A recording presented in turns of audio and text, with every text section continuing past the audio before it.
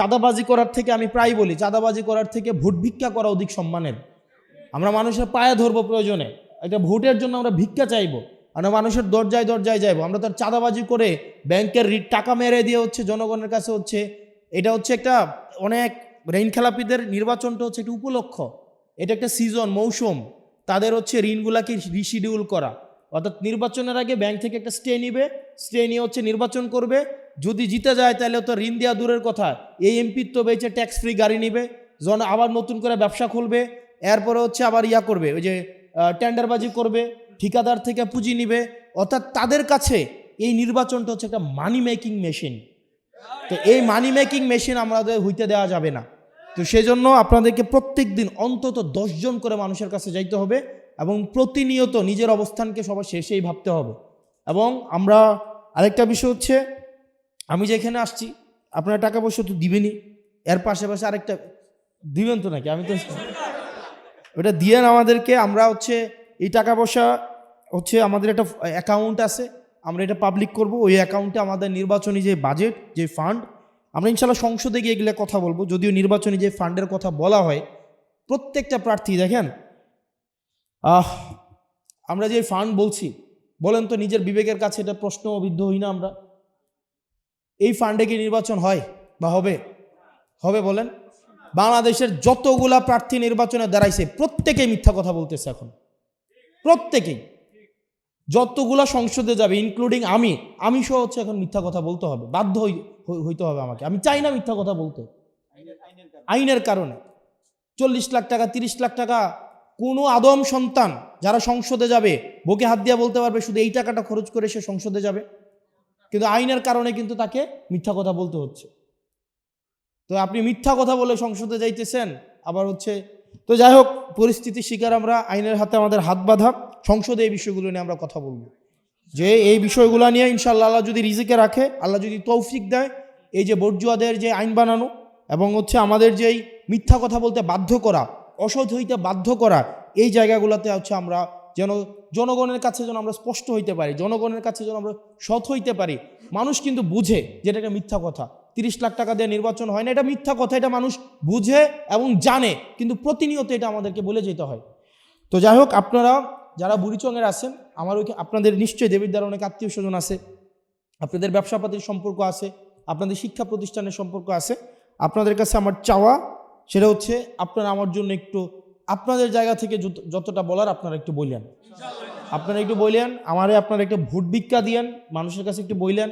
আপনারা আমার জন্য একটু হচ্ছে একটু মাউথ সার্ভিস দিয়েন, যারা পারেন একটু ফুড সার্ভিস দিয়েন, যারা পারেন একটু মাউথ সার্ভিস দিয়েন। একটু ফোনটা হাতে নিয়ে 2-4 জন যারা আত্মীয় স্বজন আছে তাদেরকে একটু ফোন দিয়েন। যদি মনে হয় আমরা যোগ্য, যদি মনে হয় আমাদের দ্বারা সম্ভব, তাহলে আমাদেরকে যেন বিবেচনা করে এই আকুল আবেদনটা আপনারা জানেন। আমাদের ইনশাল্লাহ হাবুটের পক্ষে আমাদেরকে জয় হইতে হবে, আর একটা টিম ওয়ার্ক হইতে হবে। 2-5 জন 10 জন সংসদে গিয়ে লাভ হবে না, 50 জন সংসদে গিয়ে লাভ হবে না, আমাদের সরকার গঠন করতে হবে।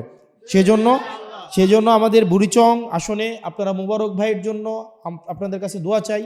মুবারক ভাইয়ের জন্য আপনারা পরিশ্রম করবেন, আমার জন্য আপনারা পরিশ্রম করেন, আপনাদের দোয়ায় আমাকে রাখেন। আল্লাহ যেন আমাদের সবাইকে কবুল করে এবং আল্লাহ যেন কল্যাণের জন্যই আমাদেরকে সংসদে নেয়। আমাদেরকে যেন ওই যে ট্যাক্স ফ্রি গাড়ি চালাবো, ট্যাক্স ফ্রি গাড়ি কিনবো, এই জন্য যেন আল্লাহ আমাদেরকে সংসদে না নেয়। এবং আমরা বলে দিচ্ছি, হাদি ভাই বলে গেছিল না, বাকি সংসদ সদস্যের ঘুম হারাম করে দিবে। আগামী সংসদে যারা যাবে তারা যদি মনে করে থাকে সংসদ হচ্ছে একটা ব্যাড অফ রোজেস, ওখানে গিয়ে আরামে কাটাবে এবং ওই সংসদ সদস্যের এই পদটাকে এটাকে ক্যাপিটালাইজ করে তারা ব্যবসা করবে, তারা হচ্ছে জনগণের সাথে প্রতারণা করবে, তারা নতুন নতুন ঠিকাদারি লাইসেন্স করবে, নতুন নতুন ঠিকাদারি লাইসেন্স করে তারা বিদেশে পাচার করবে, ওই সব সংসদ সদস্যদের ঘুম হারাম করে দেবেন ইনশাআল্লাহ। আপনারা ভালো থাকবেন, সুস্থ থাকবেন, আমার জন্য দোয়া করবেন। আল্লাহ যেন আমাদের এই জোট, ঐক্যবদ্ধ বাংলাদেশ যে 10 দলীয় জোট আছে, সেই জোটকে যেন আল্লাহ কবুল করে নেয়, আমরা যেন সরকার গঠন করতে পারি। আসসালামু আলাইকুম ওয়া রাহমাতুল্লাহি ওয়া বারাকাতুহু। আউযু বিল্লাহি মিনাশ শাইতানির রাজিম, বিসমিল্লাহির রহমানির রহিম। আমি এই ধরনের প্রোগ্রামে আসতে বিব্রত বোধ করি, কারণ এই ধরনের প্রোগ্রাম অতি আত্মবিশ্বাসের জন্ম দেয় এবং এটা আত্মতুষ্টির জন্ম দেয়। তো সমজাতীয় সমচিন্তার মানুষের সাথে থাকার অসুবিধা হচ্ছে সব সময় মনে হয় মানে আমাদের নিজেদের কাছে মনে হয় আমাদের সমর্থনই বেশি, কারণ উনিও আমাদের মার্কার কথা বলে, উনিও আমাদের মার্কার কথা বলে, যেহেতু আমরা সবাই সবার সাথে ফেসবুকে যুক্ত, একই ধরনের ভিডিও আমাদের সামনে আসে, আমরা মনে করি সব জায়গায় হয়তো আমাদেরই প্রচারণা, আরে সবাই তো আমাদেরই কথা বলে, রাস্তাঘাটে গেলে মানুষ আমাদের সাথে ছবি তোলে, তারপরে হচ্ছে সবাই এপ্রিসিয়েট করে। তো ছবি তুলতে আসা মানুষ আমি যখন যাচ্ছি বা কোনো একটা রাস্তায়, তখন বা আমাদের প্রার্থী বা আমরা যারা প্রার্থী আছি যাচ্ছি, আমাদেরকে তারা দোয়া করে, আবার বিরোধী দলের প্রার্থী যখন যায় তাদেরকেও কিন্তু দোয়া করে। তো এটা আসলে ভাবার সুযোগ নাই যে আমাদের সমচিন্তার মানুষের সাথে থাকার এটা একটা অসুবিধা। আমরা মনে করি আমার আশেপাশের মানুষগুলো যেমন, গ্রামের মানুষগুলোও তেমন, সবাই মনে হয় শুধু আমারই ভোটার। আরে ফেসবুকেও তো আমার কথা, রিলসও আমার কথা, আশেপাশে সবাই কয় আরে তুমি তো জিতে যাইতেছ। তো এগুলো একটা ক্ষতি আছে, এগুলো আত্মবিশ্বাস তৈরি করে, আত্মতুষ্টি তৈরি করে। সেজন্য আমি সমজাতীয় বা সমচিন্তার মানুষ যেখানে এই প্রোগ্রামগুলো একটু অ্যাভয়েড করি। তো যাই হোক, মোবারক ভাইয়ের সাথে আমার একটা হৃদ্যতাপূর্ণ সম্পর্ক আছে। আর বুড়িচং এটা হচ্ছে আমার মামার বাড়ি। আমার কলেজ হচ্ছে পারুয়ার আব্দুল মতিন খসরু কলেজ, আমি ওই কলেজ থেকে পড়াশোনা করি। আমার মামার বাড়ি হচ্ছে পারুয়ারা।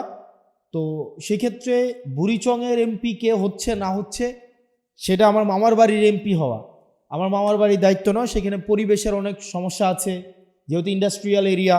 তো মোবারক ভাইদের কাছ থেকে প্রত্যাশা থাকবে পরিবেশের ঝুঁকি এবং অবকাঠামোগত যে অবনতি হয়েছে সেই বিষয়গুলোতে ওনারা প্রাধান্য দিবেন।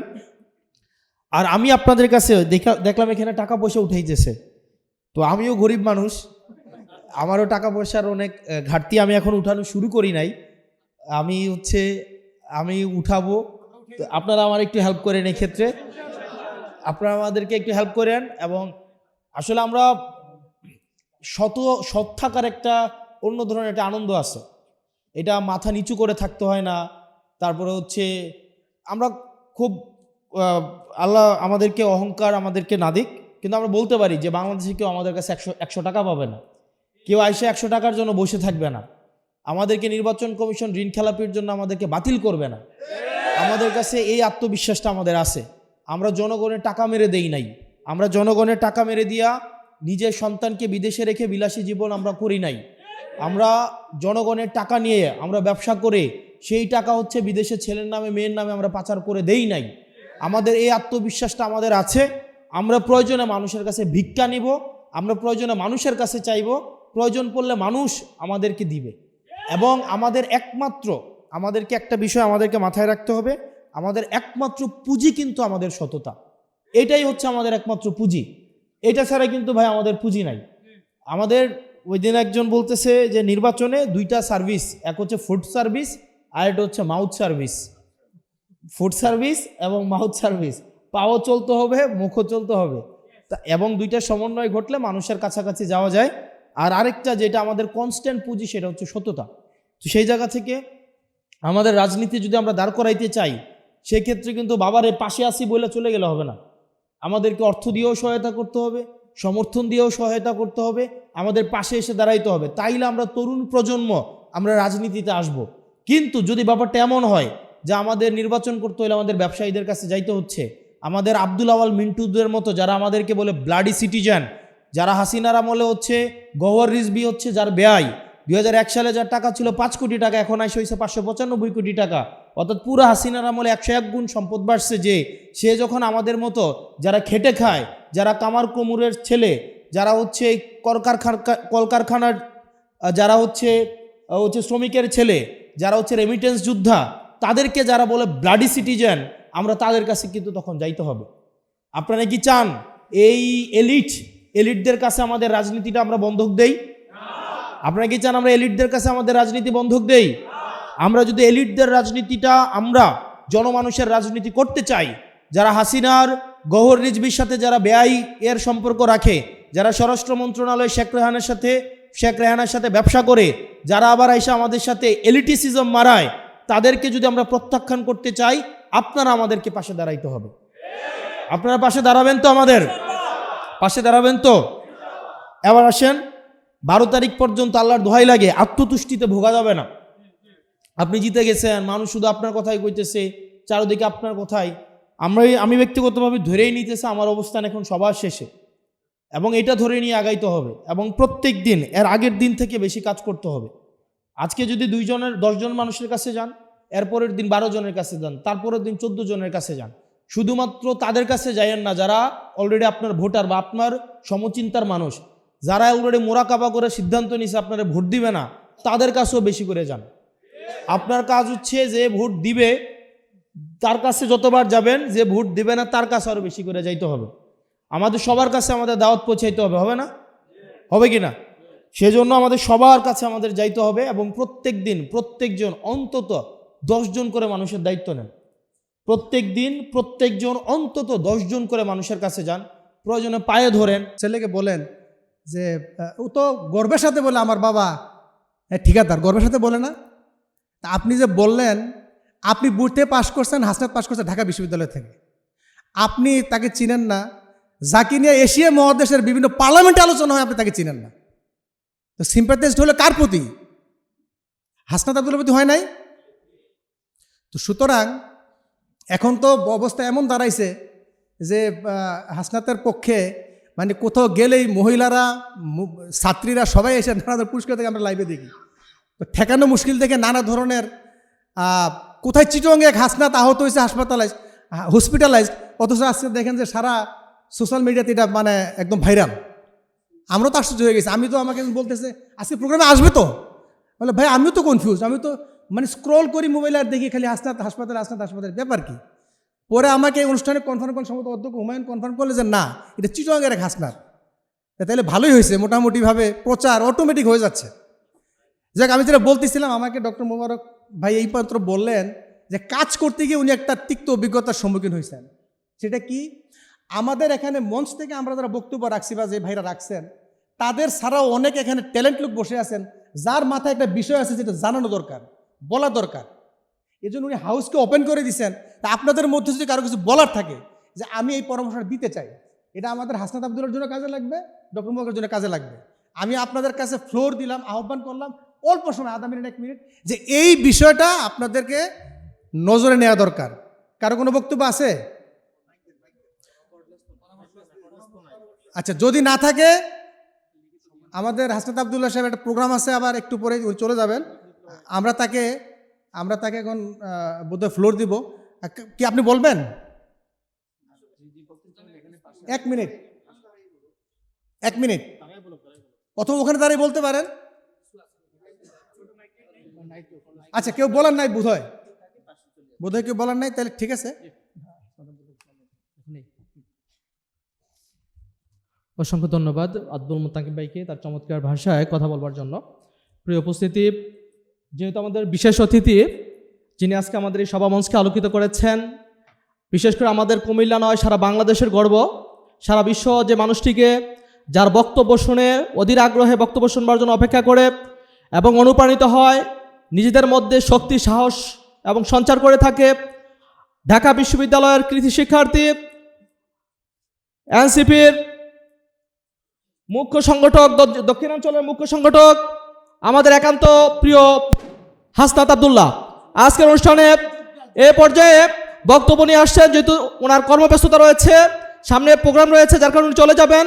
এই পর্যায়ে আমাদের সামনে বক্তব্য নিয়ে আসছেন জুলাই যোদ্ধা, আমাদের প্রাণের প্রিয় হাসনাত আব্দুল্লাহ।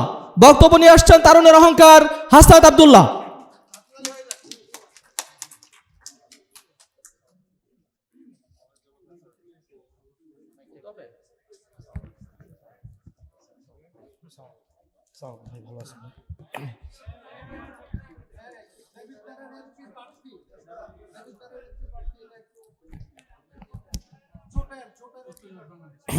আসসালামু আলাইকুম রহমতুল্লাহি ওয়া বারাকাতুহু।